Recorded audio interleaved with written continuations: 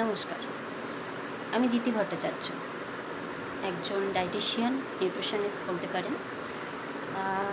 আজকে আমার ভিডিওটা করার একটা উদ্দেশ্য,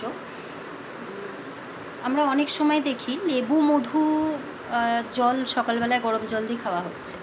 মানে অনেক সময় ইউটিউবে বলে, অনেকের কাছ থেকে আমরা শুনেছি যে গরম জলে লেবু মধু দিয়ে খাওয়া নাকি ভালো, তাতে শরীরের ফ্যাট কমে। তো এই প্রসঙ্গে আজকে আমি কিছু বলার জন্য ভিডিওটা করছি। লেবু আমরা কি জানি? লেবু মেনলি আমরা ভিটামিন সি জানি, ভিটামিন সি এর জন্য লেবু খাওয়া হয়। এবার ভিটামিন সি ভীষণ পরিমাণে তাপ আর উষ্ণতার প্রতি সংবেদনশীল, মানে অত্যাধিক তাপ আর উষ্ণতার জন্য ভিটামিন সি কিন্তু নষ্ট হয়ে যায়। এবার বলা হচ্ছে যে গরম জলে লেবু দেওয়া হবে।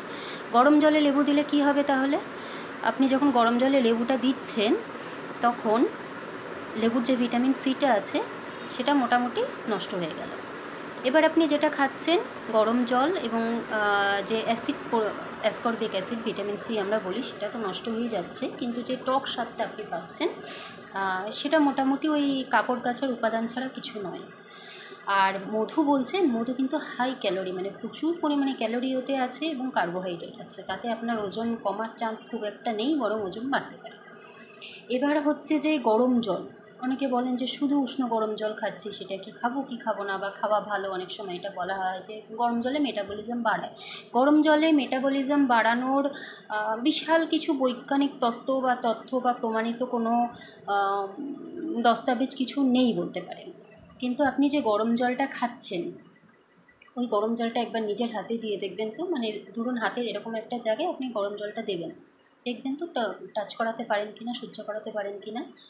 মানে আই থিঙ্ক পারবেন না, মানে পারাটা উচিত নয়, বা পারলেও সেটা আপনার কষ্ট হবে। আমাদের ভেতরের যে অর্গানগুলো না, মানে ভেতরের যে অঙ্গ প্রত্যঙ্গগুলো রয়েছে, তারা কিন্তু আরও সংবেদনশীল। মানে আপনি গরম জলটা ওখানে রেগুলারলি দিচ্ছেন, মানে কতটা উপকার হবে জানি না, তবে আপনার অপকারটা কিন্তু ভালো মতো হতে পারে। আর বাকি থাকলো এই যে লেবু মধু জল প্রসঙ্গ বা গরম জল প্রসঙ্গ, বুঝতে পারলেন তাহলে যেটুকু বললাম, মানে আশা করি আপনারা বুঝতে পারবেন। এবার আপনারাই ভেবে দেখুন লেবু মধু জল খাবেন কি না, বা এই যে লেবু মধু জল খেয়ে বা গরম জল খেয়ে রোগা হয়েছে বা প্রচুর পরিমাণে ফ্যাট কমেছে, এমন উদাহরণ আমি আমার জীবনে খুব একটা পাইনি। কিন্তু এটা খেয়ে পেপটিক আলসার হয়েছে বা গ্যাস্ট্রাইটিস হয়েছে, ভীষণ পরিমাণে পেটে ব্যথা নিয়ে আমার কাছে এসছে, এরকম উদাহরণ আমি পেয়েছি।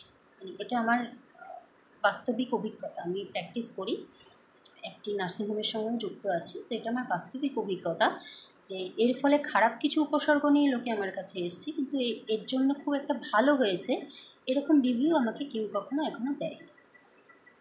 ঠিক আছে, তাহলে আজকের মতো আমি এখানেই থামছি। নমস্কার, সবাই ভালো থাকবেন, সুস্থ থাকবেন।